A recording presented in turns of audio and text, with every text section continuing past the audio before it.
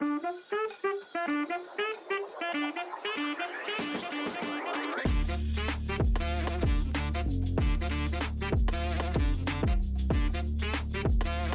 হ্যাঁ হ্যাঁ, একদমই ঠিক পড়েছো, ওখানে ভেজ চিকেনই লেখা ছিল। নমস্কার সকলকে, হেসেলের গল্প ইউটিউব চ্যানেলে তোমাদের আবারও একবার স্বাগত জানাই। আজকে আমাদের রেসিপি হচ্ছে ভেজ চিকেন জিঙ্গার বার্গার। দেখো, রেসিপিটা তোমাদের এক্সপ্লেন করার সুবিধার্থে আমি রেসিপিটাকে 4 ভাগে ভাগ করেছি। আর তার মধ্যে সবার আগে যেটা আমাদের বানিয়ে নিতে হবে সেটা হচ্ছে বাটার মিল্ক। আর এই বাটার মিল্ক বানানোর জন্য আমাদের নিয়ে নিতে হবে 1 কাপ দুধ, আর তার মধ্যে দিয়ে দিতে হবে গোটা একটা পাতিলেবুর 4 ভাগের 1 ভাগ। এটাকে ভালো করে মিশিয়ে ঢেকে রেখে দিতে হবে প্রায় 15 থেকে 20 মিনিট। এবার যতক্ষণে আমাদের বাটার মিল্কটা তৈরি হচ্ছে ততক্ষণে আমরা আমাদের ময়দার যে কোটিংটা পড়বে সেই কোটিংয়ের জন্য মিশ্রণটা তৈরি করে ফেলি। চলো, এটাই হবে তোমাদের সেকেন্ড ইনগ্রিডিয়েন্ট যেটা বানাতে হবে, আর এটার আমি নাম রেখেছি কোটিং ফ্লাওয়ার। এই ফ্লাওয়ার কোটিং বানানোর জন্য আমাদের লাগছে 2 কাপ ময়দা, 2 টেবিল চামচ কর্নফ্লাওয়ার, 1 টিস্পুন নুন, half teaspoon ginger powder, 2 teaspoon পেঁয়াজ পাউডার, 1 টিস্পুন রসুন পাউডার, হাফ টিস্পুন গোলমরিচের গুঁড়ো, হাফ টিস্পুন শাহমরিচের গুঁড়ো, 2 টিস্পুন কাশ্মীরি লঙ্কার গুঁড়ো, 1 টিস্পুন ঝাল লঙ্কার গুঁড়ো, 1 টিস্পুন যাচ্ছে এর মধ্যে অরিগ্যানো, আর হাফ টিস্পুন যাচ্ছে এর মধ্যে আজিনামোটো বা এমএসজি। এই মিশ্রণটাকে খুব ভালোভাবে একটা স্প্যাচুলা বা খুন্তির সাহায্যে মিশিয়ে রেডি করে রাখো।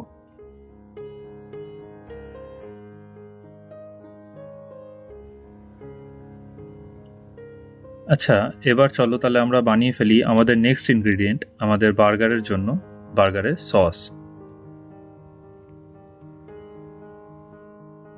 সস বানানোর জন্য আমাদের লাগছে 4 টেবিল চামচ মেয়োনিজ। এখানে আমি ভেজ মেয়োনিজটাই ইউজ করেছি, তোমরা চাইলে এখানে বার্গার মেয়োনিজটাও ইউজ করতে পারো। আচ্ছা, এর মধ্যে একটা কাঁচা ডিমের কুসুম যাবে। কুসুমটাকে তোমরা তোমাদের ইচ্ছে মতো উপায়ে আলাদা করে নিতে পারো। এখানে মা আলাদা করতে গিয়ে একটু কুসুমটা গলেছে বটে, কিন্তু তাছাড়া বাকিটা খুব সুন্দরভাবে কিন্তু ট্রান্সফার করা গেছে। এই গেল আমাদের ডিমের কুসুম। আচ্ছা, এরপরে দিয়ে দিতে হবে 2 টিস্পুন কাসন্দ। হ্যাঁ, ঠিক শুনছো, কাসন্দই যাবে, কারণ একটা মাস্টার্ড মেয়োনিজ পাওয়া যায় বটে, কিন্তু সেটা আমাদের ইন্ডিয়ান মার্কেটে বা আমি যেখানে থাকি অ্যাটলিস্ট আমার আশেপাশের মার্কেটে পাওয়াটা খুবই মুশকিলের। তাই কোনো উপায় না পেয়ে আমাকে বাড়িতেই এটা বানিয়ে নিতে হয়েছে। আচ্ছা, এর সঙ্গে যাবে 3 টিস্পুন টক দই, 1 টিস্পুন যাবে এর মধ্যে মধু, 1 টিস্পুন যাবে এর মধ্যে সাদা তেল, আর ওই একটা ঝাল ঝাল ভাবের জন্য দিয়ে দাও 2টো কাঁচা লঙ্কা, আর তারপরে দিয়ে দাও কিছু ধনেপাতা কুচি, আর তার মধ্যে যাবে হাফ টিস্পুন পেঁয়াজ পাউডার। ব্যাস, এবার এই পুরোটাকে একটা মিক্সির মধ্যে বসিয়ে একবার ভালো করে ঘুরিয়ে নিলেই রেডি আমাদের বার্গারের সস। আচ্ছা, এবার আমাদের লাস্ট ইনগ্রিডিয়েন্ট যেটা তৈরি করতে হবে সেটা হচ্ছে ম্যারিনেশন মিক্সচার।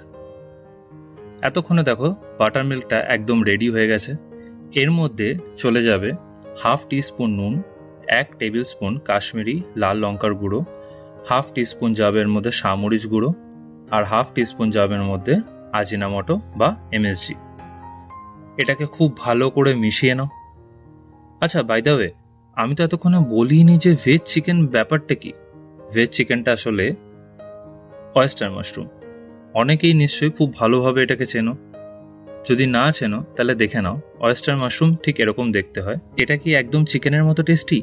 না, কিন্তু চিকেনের থেকে কিন্তু খুব একটা পিছিয়েও না এটা টেস্টে। ওয়েস্টার মাশরুমগুলোকে খুব ভালো করে এর মধ্যে চুবিয়ে রেখে দাও, বেশি না 5 থেকে 7 মিনিটের জন্য, কারণ মাশরুম খুব তাড়াতাড়ি জল টানে, আর তাই এর থেকে বেশি চুবিয়ে রাখলে কিন্তু প্রবলেম হবে। এবার দেখো তোমাদের দেখিয়ে দিচ্ছি যে আমি কিরম বার্গার বানগুলোকে এখানে ইউজ করতে চলেছি। এই বার্গার বানগুলো তোমরা খুব ইজিলি তোমাদের লোকাল মার্কেটে পেয়ে যাবে, বা যে কোনো অনলাইন মার্কেট প্লেস থেকেও তোমরা এগুলোকে কিনে নিতে পারো। বার্গার বানটা আমি এই সাইজই পেয়েছিলাম, এর থেকে আরেকটু বড় যদি তোমরা পাও তাহলে কিন্তু তোমাদের বার্গারটা আরো সুন্দর তৈরি হবে। এটাকে ঠিক যেরকম ভাবে দেখানো হচ্ছে সেরকম ভাবে একটা ছুরির সাহায্যে মাঝখান থেকে কেটে 2 ভাগ করে নাও।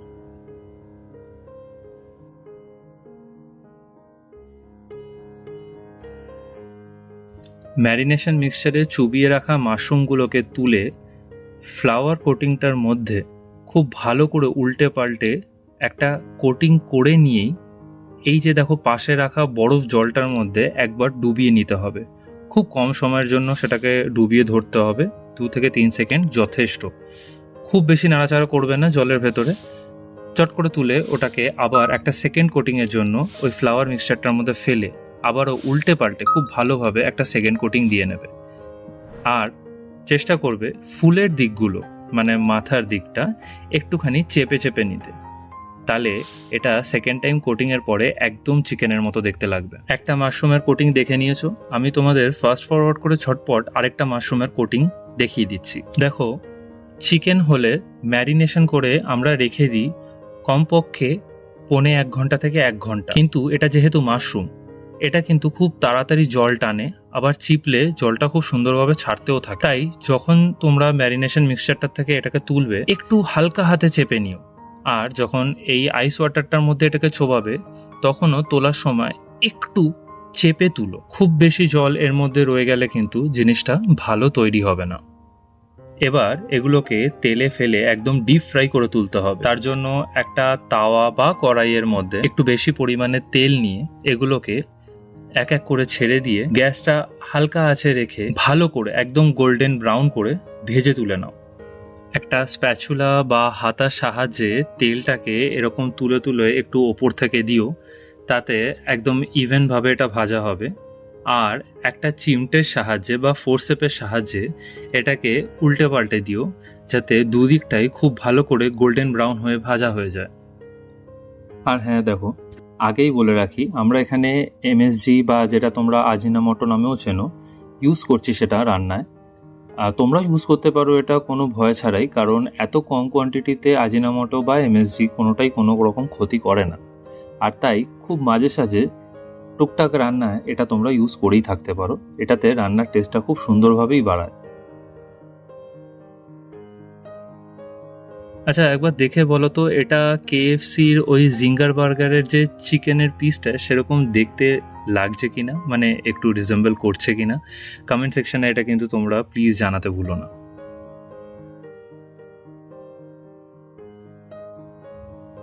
এবার একটা ফ্রাইং প্যানের মধ্যে অল্প একটু বাটার আর একটু সাদা তেল একসাথে নিয়ে গরম করে নাও। বাটারটা খুব ভালোভাবে গলে তেলের সঙ্গে মিশে গেলে এর মধ্যে একটু অরিগ্যানো দিয়ে নাও। এর মধ্যে হাফ করে কেটে রাখা বার্গার বানগুলোকে ভালোভাবে উল্টে পাল্টে ভেজে নাও। দেখো, এই বার্গার বানের মধ্যে অরিগ্যানো দিয়ে ভাজা আর যে সসটা আমরা তৈরি করেছি এটা কিন্তু কেএফসি ব্যবহার করে না, এটা পুরোপুরি আমরা ইম্প্রোভাইজ করে একটু করেছি। অ্যান্ড ট্রাস্ট মি, এটা কিন্তু তোমাদের এই বার্গার খাওয়ার যে এক্সপিরিয়েন্সটা সেটাকে আরও ভালো করে তুলবে। আচ্ছা দেখো, আমাদের এই বার্গার বানগুলো ভাজা হলেই কিন্তু আমাদের সবকটা ইনগ্রেডিয়েন্ট একদম রেডি। এবার পালা এই সবকটাকে একসাথে অ্যাসেম্বল করার। তার আগে বলে রাখি, তোমরা যারা বার্গার প্রেমী তারা সবাই জানো বার্গারের মধ্যে কিন্তু বেশিরভাগ সময় আইসবার্গ লেটাসটা ইউজ হয়ে থাকে। তোমরা এখানে যেটা খুব ইজিলি অ্যাভেলেবেল গ্রিন লেটাস সেটাকে ইউজ করতে পারো। তবে হ্যাঁ, ইউজ করার আগে এটাকে অ্যাটলিস্ট 1.25 ঘন্টা বা 1 ঘন্টা একটা পাত্রের মধ্যে জল আর বরফ নিয়ে সুন্দরভাবে চুবিয়ে রেখে দিই, তাতে পাতাগুলো সুন্দরভাবে ফুলেও থাকবে আর খেতেও ক্রিস্পি লাগবে।